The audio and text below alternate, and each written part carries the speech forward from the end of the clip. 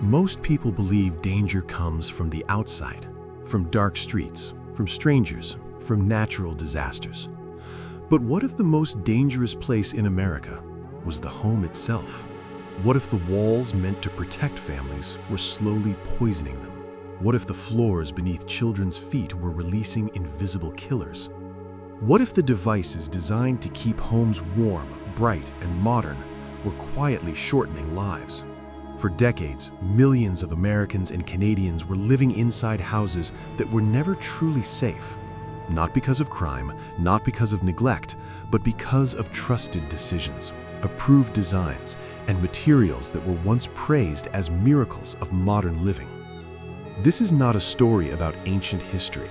This is a story about homes that still exist today. In the early and mid-20th century, the American dream was built fast. Suburbs expanded, new technologies entered everyday life.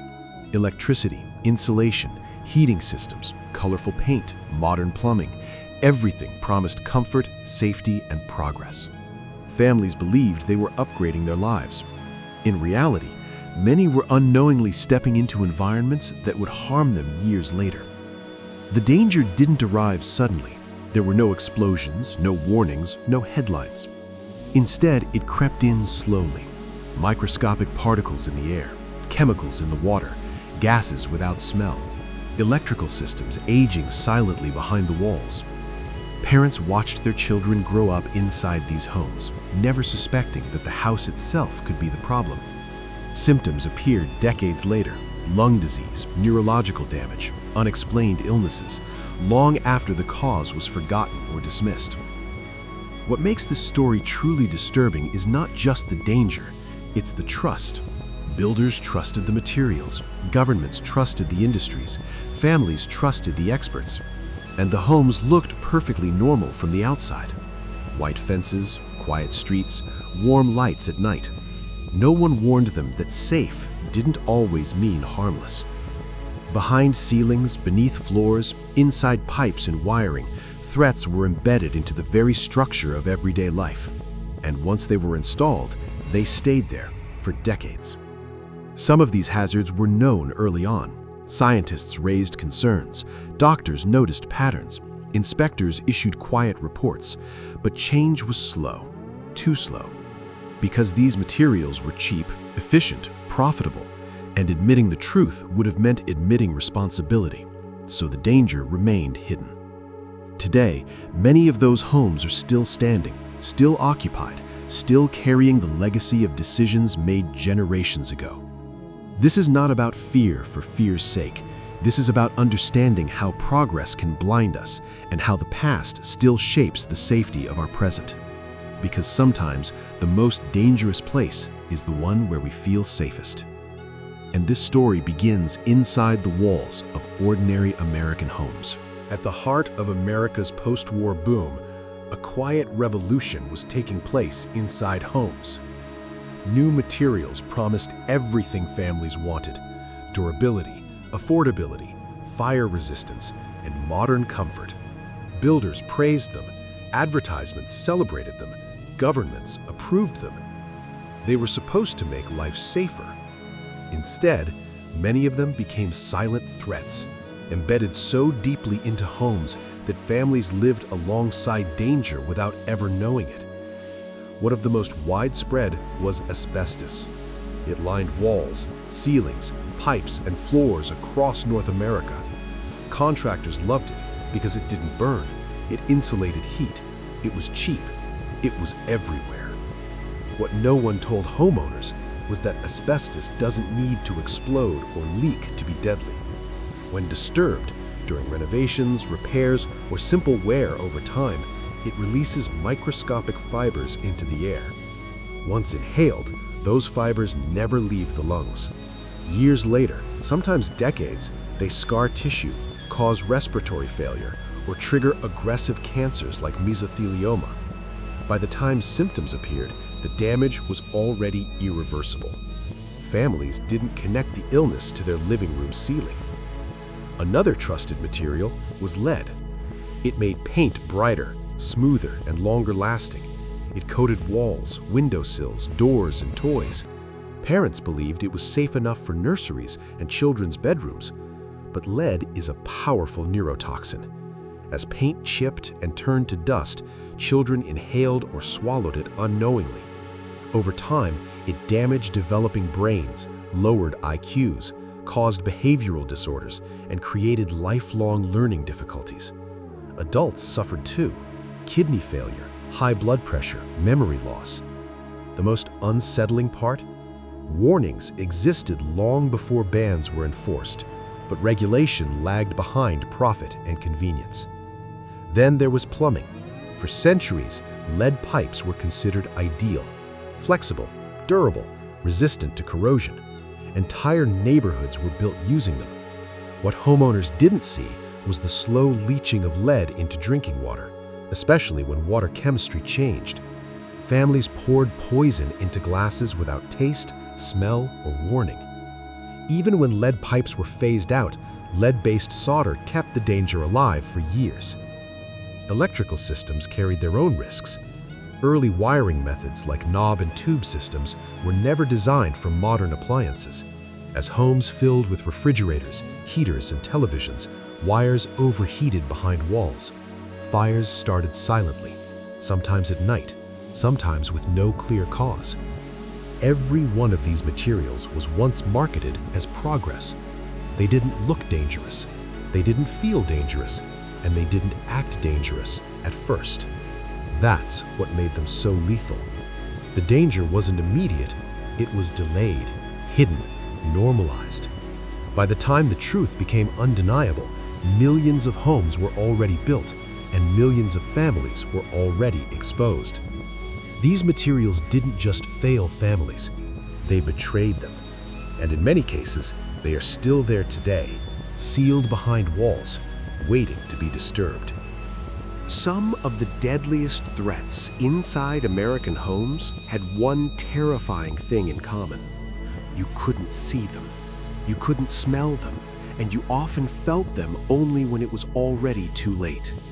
They didn't explode, they didn't leave stains, they didn't make noise.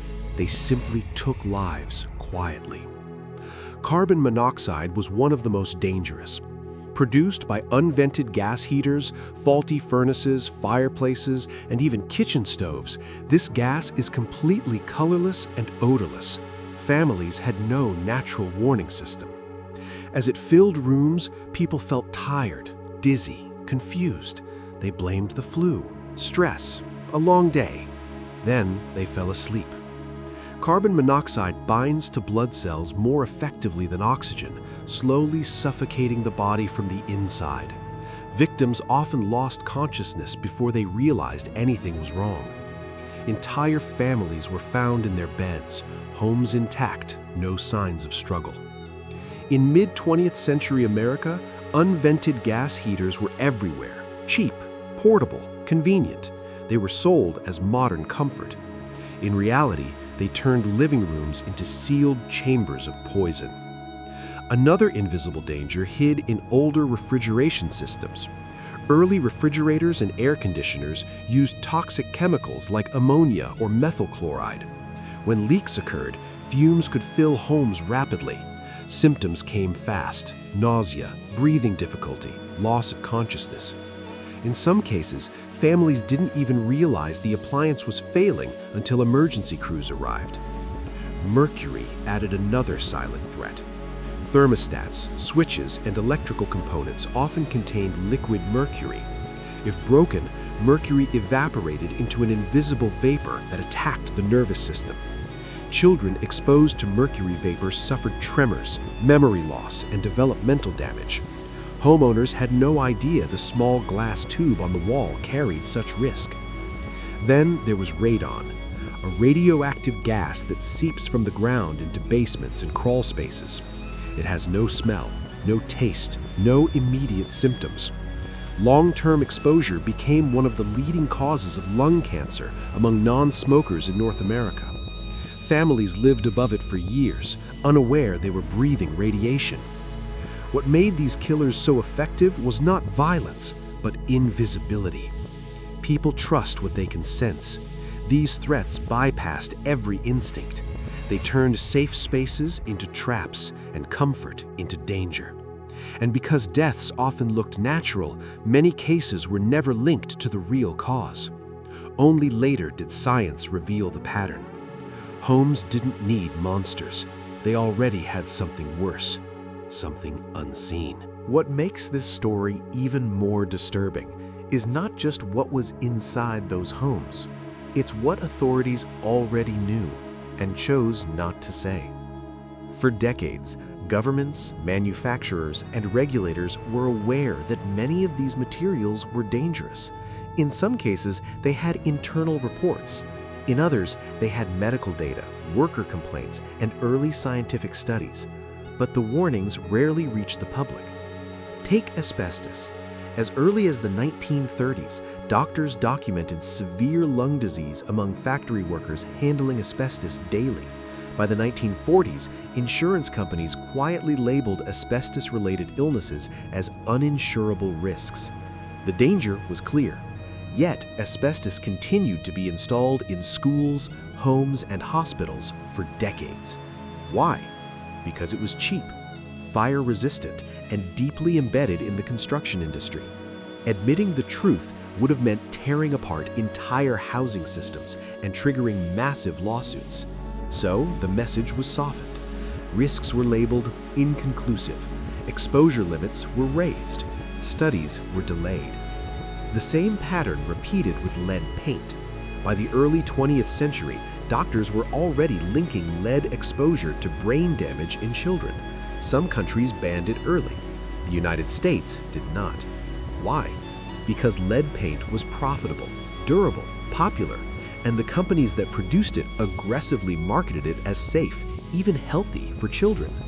Government agencies hesitated, regulations stalled, and generations grew up surrounded by a toxin that quietly damaged developing brains. Carbon monoxide followed a similar path. Deaths were often ruled as accidents or unknown causes. Without modern detectors, there was little pressure to change building standards. Installing safer ventilation systems cost money. Silence was cheaper.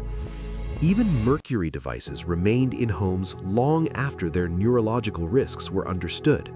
Removing them would require recall programs, public panic, and political accountability. So, instead, nothing happened.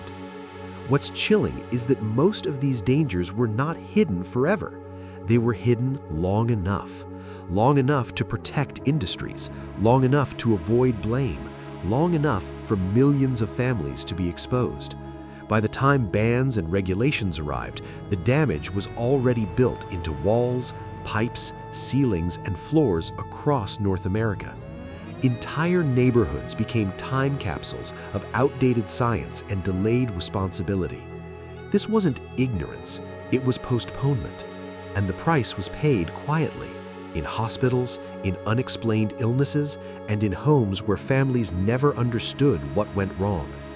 In the next chapter, we'll see what finally broke the silence and why it came far too late for many. Most people believe these dangers belong to the past. Old problems, old buildings, old mistakes. But the truth is far more unsettling. Many of the materials that harmed families decades ago are still inside millions of homes today. Not always visible, not always active, but still there. Asbestos, for example, has not disappeared. It remains hidden behind walls, under floors, and inside ceilings of homes built before modern bans. As long as it stays undisturbed, it may seem harmless, until renovations begin, until drilling starts, until fibers are released into the air. And once inhaled, they never leave the body. Lead is another silent survivor. Old paint continues to flake. Old pipes continue to leach metal into drinking water. Even in renovated homes, lead dust can linger for years, settling into carpets and vents. Children remain the most vulnerable. Carbon monoxide remains one of the most underestimated threats. Every year, families are hospitalized or worse because of faulty heaters, blocked vents, or poorly maintained appliances. The gas is invisible, odorless, impossible to sense without a detector. Many homes still don't have one. Then there are newer threats, less known but increasingly documented. Volatile organic compounds released from modern furniture and flooring, formaldehyde used in pressed wood products, mold spores growing behind drywall after unnoticed leaks. These aren't dramatic hazards, they're gradual. Headaches, chronic fatigue, respiratory issues, cognitive fog, symptoms that are rarely traced back to the house itself. And perhaps the most dangerous factor of all, familiarity. People trust their homes. They assume danger comes from outside, not from the walls that shelter them. Yet history shows a clear pattern. Materials are introduced. Convenience comes first. Warnings come later. The difference today is awareness. We now have detectors, testing kits, inspections, data. But awareness only matters if people act on it. Knowing what year your home was built, understanding what materials were common at the time, recognizing that normal doesn't always mean safe. This story isn't about fear, it's about memory. Because the most dangerous hazards are not always the ones that kill quickly, but the ones that stay quiet long enough to be forgotten. And as long as they remain unnoticed, history has a way of repeating itself, room by room, generation by generation. The walls around us hold more history than we realize, and sometimes they remember what we chose to forget. Most of these homes were never meant to harm anyone. They were built with trust, with promises of safety, with the belief that progress always meant protection. But history has shown something else. The greatest dangers are not always dramatic. They don't announce themselves. They don't leave warnings on the door. They wait, behind walls, inside pipes, above ceilings. And they stay there long enough for people to stop looking. What makes this unsettling is not just what happened in the past, it's how easily it could still be happening today. Because many families living in these homes have no idea what materials surround them, no idea what was considered safe at the time they were built, no idea how slowly damage can occur. This isn't about panic, it's about attention, about asking the questions that were never asked before, about understanding that safety isn't guaranteed, it's maintained. If this story teaches us anything, it's this. The most dangerous places are often the ones we trust the most. And the scariest part isn't what we've discovered, it's what we still haven't. So, before you assume your home is harmless, before you believe danger only exists somewhere else, remember, history doesn't disappear. It stays, quiet, patient, waiting to be noticed. If this story made you question your own home, you're not alone. Share your thoughts in the comments or subscribe for the stories history forgot to warn us about.